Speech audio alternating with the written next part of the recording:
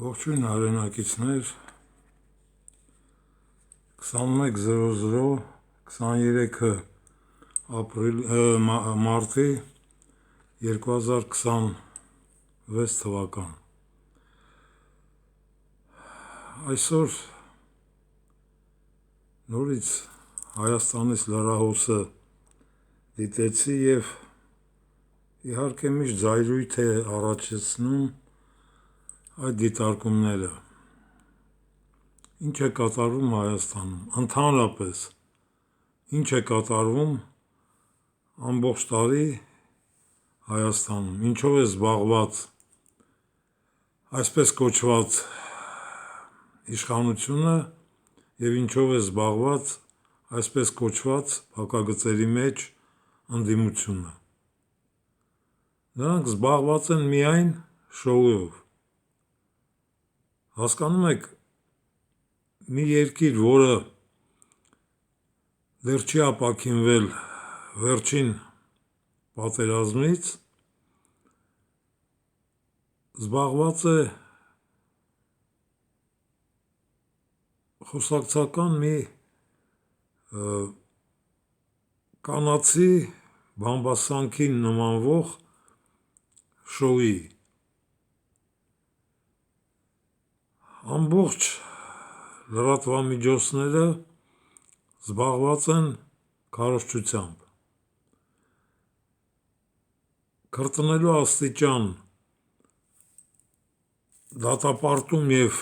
իբր թե քննադատում են իշխանությանը և նրա անողնաշար, անընդունակ ղեկավարին և ամբողջ ազգով,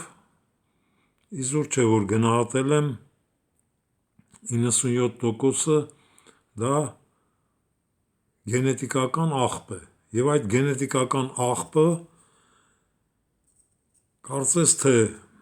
նրանց մեջ կան ընդդիմադիրներ և այդ ընդդիմադիրները քննադատում են ստահակին նրան մեղադրում են այսպես կոչված ընտրական քարոզչությունը դեռ օրինական սկիզբ չունի, սակայն նրանք քննադատելով ասում են, որ նա սկսել է նախընտրական քարոզչություն և ավտոմատ չհասկանալով, որ իրենք էլ մտել են այդ անօրինական նախընտրական քարոզչության մեջ։ Բացահայտում են այսպես կոչված նրա սրիկայական արարքների ամենօրյա կատարված հանցանքները և մոռանում են այն, որ ամենագլխավոր հանցագործությունը նա վաղուց է կատարել, հրահրել է պատերազմ իր տհասությամբ, մի նախադասություն, որ մեր հնագույն ամենահին կարելի ասել չհնազանդեցված հայրենիքի մի մասը, Արցախը, իր մի նախադասությունով իրավունք տվեց այսպես կոչված ճակերտների մեջ միջազգային օրենքով թշնամի Ադրբեջանին, որպեսզի հարձակվի մեր այդ փոքրիկ անկոտրուն հայկական վերջին հողակտորի վրա։ Եվ ուղիղ մեկ տարի փակուղու մեջ պահելով Արցախը, այսինքն սովամահ անելով, հրահրած պատերազմից էլ հրաժարվեց, որ այլևս չի պաշտպանելու Արցախը։ Եվ իհարկե այդ հայտարարությունը դա կոչ էր, որպեսզի թշնամի պետության ղեկավարը հարձակվի վերջին անգամ եւ դատարկի մեր պատմական հայրենիքի ամենասուրբ կտորը Արցախը։ Բազմիցս ցուցադրել եմ եւ բացատրել, որ 1920 թվականի նոյեմբերի 29-ին մեր թշնամի պետության ղեկավարը Նարիմանովը իլուր աշխարհի հայտարարել էր, որ Նախիջևանը, Արցախը եւ Սյունիքը դրանք հայկական անբաժանելի մասեր են եւ ողջունել էր, որ Հայաստանը վերջապես կարող է միավորվի ունենալով Սյունիք, Նախիջևան եւ Արցախ։ Մոռանում են այս ամենակարևոր հանգամանքները, ոչ ոք դրա մասին չի խոսել, ոչ ոք չի բարձրաձայնել, որ դեռ 1920 թվականի նոյեմբերի 29-ից Արցախը, Նախիջևանը եւ Սյունիքը հայկական շրջաններ են, մարզեր են։ Ինձ լսողներից գոնե Հայաստանում գտնվողները թեկուզ չեմ հավատում, որ Հայաստանում գտնվողներից մեկը ցանկություն ունենա դա փոխանցի այսպես կոչված ճակերտավոր ընդդիմության այսպես կոչված ղեկավարներին, որ բարձրաձայնեն դա փաստ է, պատմական փաստ, որ մեր ոխերիմ թշնամի Ադրբեջանը դեռ 1920 թվականին ընդունել է, որ Արցախը, Նախիջևանը եւ Սյունիքը հայկական մարզեր են։ Եվ դրանից հետևություն ինչ դելիմիտացիա է արվում։ Դա բացատրել եմ, դելիկվիդացիա է։ Տրամպի տրիպը դա տրիպեր է։ Նորից եմ կրկնում, որ տրիպը տրիպեր է եւ այդ տրիպերի հետևանքով, եթե դա լիներ, հարված էինք ստանալու մեր վերջին բարեկամ երկրից եւ այդ հարվածը կոչնչացներ ամբողջ Հայաստանը։ Իրանը սքի մեջ է, Իրանը պատերազմի մեջ է, ագրեսիվ սրիկա Տրամպ կոչեցյալը Նատանյահուի հետ հարձակվել է եւ ցանկություն ունի վերացնել 90 միլիոնանոց պետություն, որը 5000 տարի պետականություն ունի։ Մենք կորցրել ենք մեր պետականությունը երկար 700 տարի։ Դրանից առաջ էլ ենք կորցրել, սակայն Պարսկաստանը չի կորցրել։ Եվ Պարսկաստանը այն պետությունն է, որը Ռուսաստանի ազդեցությամբ թույլ տվեց իրենց սխալը ուղղել, այսինքն Շահ Աբբասի տեղահանած հայ ամբողջ հասարակությանը, կարելի ասել ամբողջին, թույլ տվեց, որպեսզի վերադառնան իրենց պատմական հայրենիք։ Եվ նորից պետք է կրկնեմ, որ ցարը 1813 եւ 1828 թվականի պայմանագրերով 14500 ընտանիք վերադարձրեց պատմական Հայաստան, 5 տարով, նորից եմ կրկնում,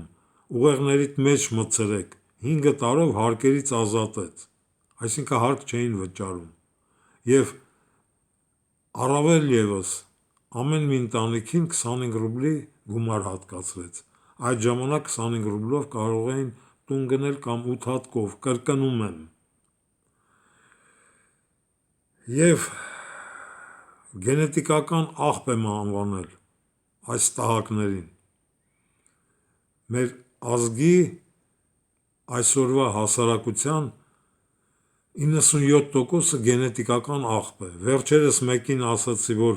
ես սխալվել եմ հայի հետ գործ ունենալուց, ասեց ինչ է դու հայ չես, ես հայ եմ, բայց ոչ աղտոտված գենետիկական Հայաստանի աղբ, որից դեռ ՍՍՄ-ի ժամանակաշրջանում Լոնդոնում Ջեֆ Աբգարին ասացի կինդ, որ անգլուհի է, երեխաների հետ 8 անգամ Հայաստանում է եղել, ասեց չեմ ցանկանում գնալ, որ չհիասթափվեմ։ Եթե կենթանի լիներ հիմա գար, ոչ թե կհիասթափվեր, Հայաստանում նրան սրտի կատված կտար։ Ուղղակի զզվելի է, մոռանալով, որ այս տահակը ամենամեծ նրա հանցանքը այն էր, որ նա հպարտանում էր մեր պարտությունով։ Այդ սրիկան ասաց, որ ես հպարտ եմ մեր պարտությունով և դրանից հետո կենթանի մնաց։ Ինչ եք սպասում։ Քրտնելու աստիճան Ռուբիկը 2 ինչպես անվանեմ այդ ժամկետնանց անառակ կանանց։ Մեկը բաց քամուգույն մազերով, մյուսն էլ ձեռքերով հասարակական պոռնկատան, ավելի ճիշտ զինվորական պոռնկատան պոռնիկի շարժումներ է կատարում։ Եվ դրանց հետ միասին Ռուբիկը ցանկանում է իրեն ցուցադրել որպես ընդդիմադիր, չհասկանալով, որ այդ ստահակների համաստեղությամբ նա ուղղակի ցույց է տալիս իր ինքնությունը։ Անպատկառ փողոցային կանանց հետ միասին։ Մի չեչոտ երես կա, դա էլ Դոդի Գագոյի կուսակցությունի քարոզն է տանում, մյուսը մի այլ քարոզ է տանում։ Կարճ ասած, շունը շապիկ է հագել կատուն վարտիք և դուրս են եկել նախընտրական քարոզչության։ Եվ բոլորի քարոզչությունը կայանում է նրանում, որ Վավայի վիժվածքը սրիկա է, դավաճան և թշնամի։ Եվ հասկանում եք տրամաբանությունը ինչու՞մն է գեղեցիկ, որ այդ խոսքերը, այդ մտքերը արտահայտելուց չեն հասկանում, որ նրանք այդ սրիկայի, դավաճանի, թշնամու հետ գնում են ընտրության։ Ուղղակի ծիծաղ է առաջացնում այս իրողությունը։ Տրամաբանությունից զրկված են բոլորը։ Գենետիկական աղբը իհարկե հատկություն չունի, որպեսզի տրամաբանություն ունենա։ Ինչպես կարելի է ստահակի թշնամու հետ գնալ ընտրության։ Մի մարդ, որ դավաճանել է ազգին ի սկզբանե, հնարավորություն է տվել դատարկել մեր պատմական հնագույն մի մեծ հողակտոր, որը 12,000 քառակուսի կիլոմետր չի եղել, 24,000 է եղել։ Երբ որ 1920 թվականին Նարիմանով Ստահակը ընդունել էր այդ փաստը և իլուր աշխարհին հայտարարել, այդ ժամանակ Արցախը 24,000 քառակուսի կիլոմետր էր, այլ ոչ թե այն այսպես կոչված բուֆերային 7 ադրբեջանական շրջաններն էին։ Դրանցից ավելին է եղել Արցախը և Նախիջևանն է մերը եղել։ Ինչ տրիպ եք տալիս, տրիպեր նորից կրկնեմ։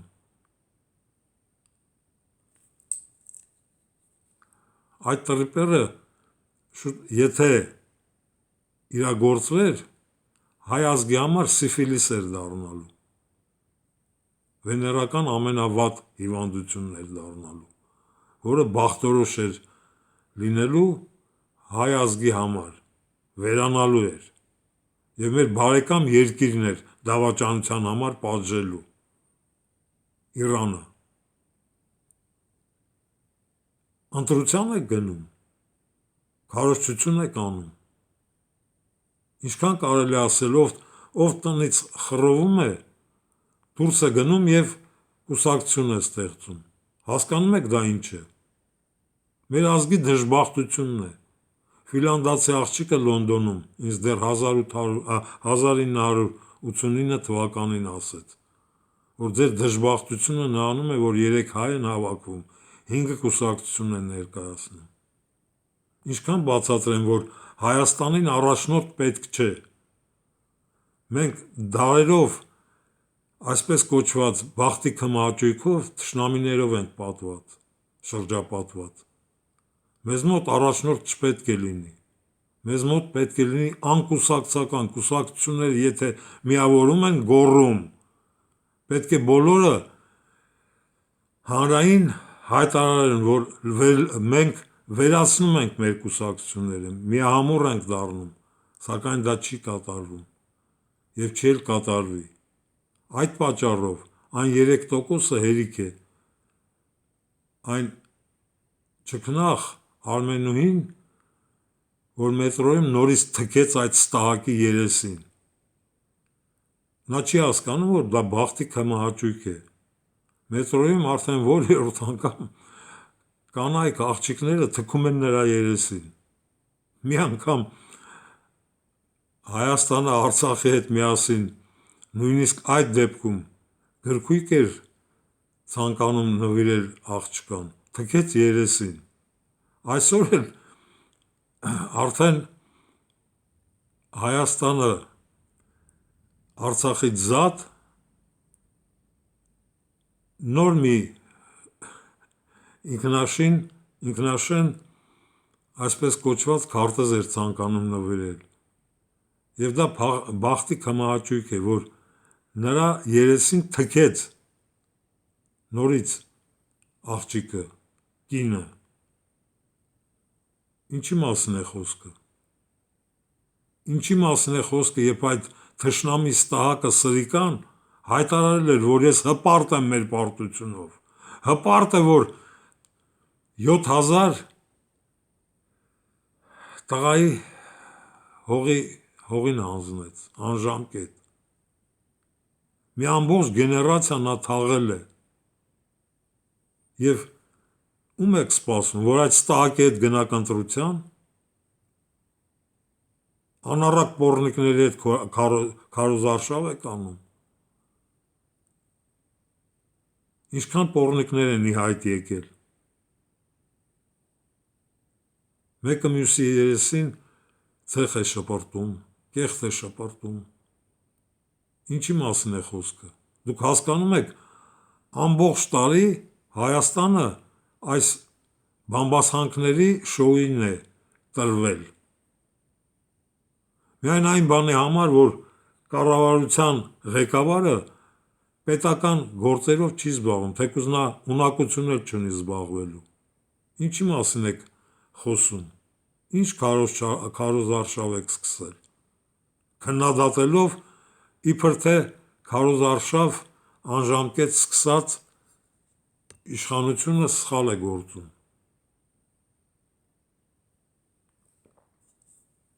Ինչքան կարելի է բացատրել, որ գենետիկական աղբ եք դարձել։ Ոչ միայն պետական հարցերում, կենցաղում, խաբեբա, ստահակ, մի աղբի կույտ։ Չէ որ բացատրել եմ, անժամկետ, այսինքն ընդմիշտ, անկուսակցական, որ կուսակցությունները պետք է վերացվեն Հայաստանում։ 15 հոգուց կազմված կառավարություն է Հայաստանին պետք, իր տրիբունալով, եւ տրիբունալը առաջի օրվանից պետք է մեր ազգի ողնաշարը կոտրած Ստահակ Լևոնին պատասխանատվության ենթարկի, ոչ թե ցավան, որ նա 17 ժամ հոսանք չի ունեցել։ 5 տարի զրկել է հոսանքից ամբողջ ազգին իր տհասությամբ և 26,000 անժամկետ կորուստ ենք ունեցել, ցրտից ու մթից, սովից 26,000 հայ մահացել է։ Ինչքան բացատրեմ, եթե ատոմակայանը չկանգներ, մենք այդքան կորուստ չէինք ունենալու։ Եթե մեր արդյունաբերությունը չվերացներ, մենք այսօր այս կոտրած տաշտակի առաջ չէինք կանգնի։ Եվ նրանից հետո եկածները նույնպես Ռուբիկը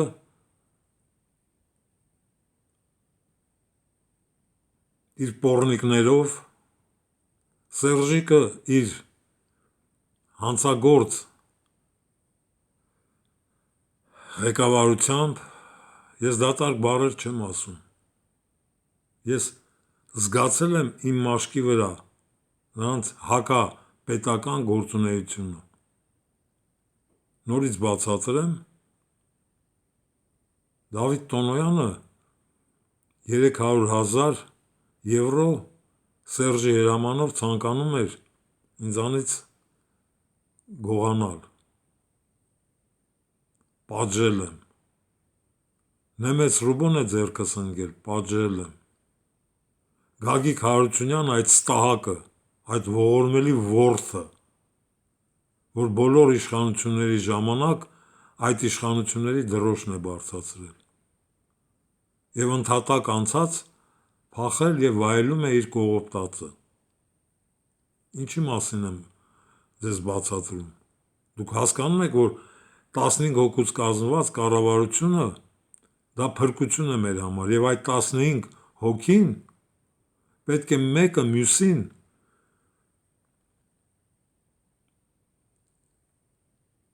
միշտ զգոն պահեն և աշխարհին ներկայանալուց այդ 15 հոգուց մեկին պետք է ընտրեն 6 ամսով ընդամենը։ Միանձնաիշխան Հայաստանին պետք չէ։ Կուսակցության ղեկավար Հայաստանին պետք չէ։ Անառակ պոռնիկներով քարոզարշավ սկսած ստահակին մեզ Հայաստանի ղեկավար պետք չէ։ Ժամանակին նա կոռուպցիայի էր վերածել ամբողջ Հայաստանը։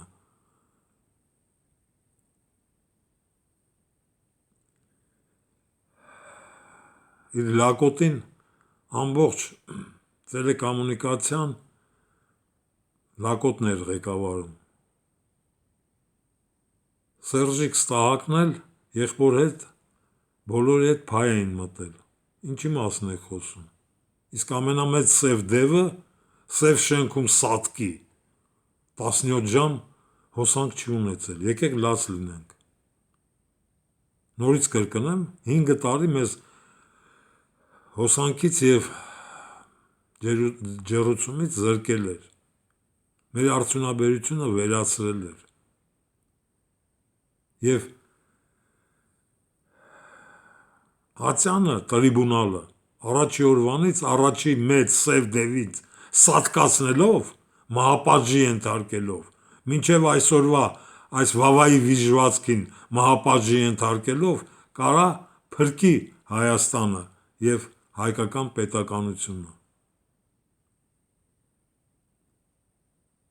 Ինչպիսի կարկառուն ստահակների և սրիկաների ընտրության եք գնում։ Բացատրեմ, տրամաբանական է արդյոք անվանել մեկին ստահակ, սրիկա, թշնամի և նրա հետ գնալ ընտրության։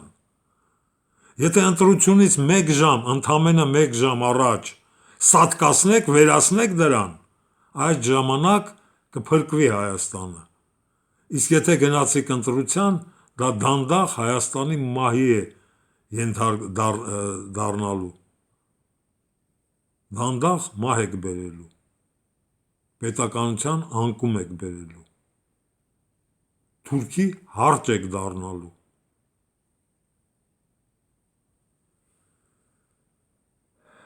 Ինչքան երկարացնեմ, միևնույն է, հասկացողին մեկ ասա, չհասկացողին 1001։ Ցավալի է, բայց փաստ է։